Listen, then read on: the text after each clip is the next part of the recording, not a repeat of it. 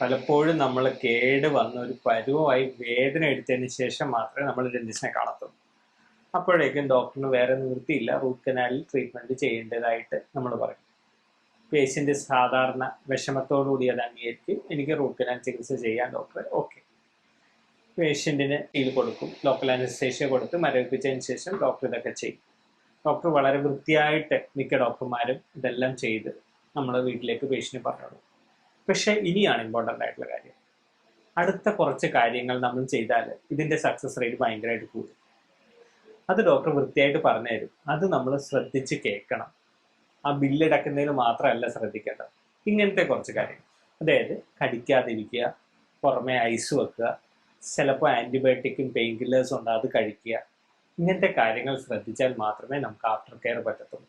ഇതുകൂടാതെ അടുത്ത് എന്നാണ് വിസിറ്റ് ചെയ്യേണ്ടതെന്ന് കൃത്യമായി മനസ്സിലാക്കുക. റൂട്ട് കനാൽ ചികിത്സകൾ പലപ്പോഴും 1-2 വിസിറ്റ് വേണ്ടി വരുന്ന കേസുകളാണ്. അത് കറക്റ്റായിട്ട് വന്ന് ഫോളോ അപ്പ് ചെയ്യാൻ നോക്കുക. അതിൽ ഗ്യാപ്പ് വരുത്തിയാൽ സ്വാഭാവികമായിട്ടും ട്രീറ്റ്മെൻറ്റ് ഫെയിലിയർ ആവാനും നിങ്ങൾക്ക് വേദന കൂടുതൽ ഉണ്ടാവാനും സാധ്യതയാണ്. അത് ഒഴിവാക്കാനായിട്ട് തരുന്ന ഇൻസ്ട്രക്ഷൻസ് കറക്റ്റായിട്ട് മനസ്സിലാക്കുക. വളരെ ലളിതമായിട്ടുള്ള ഇൻസ്ട്രക്ഷൻസ് ആണ്, അത് കറക്റ്റായിട്ട് മനസ്സിലാക്കി നിങ്ങൾ ട്രീറ്റ്മെൻറ്റ് ചെയ്ത് വിജയിക്കുക. ട്രീറ്റ്മെൻറ്റ് വിജയിച്ചാൽ മാത്രമേ നമുക്ക് സുഖമായി കഴിക്കാൻ പറ്റത്തുള്ളൂ.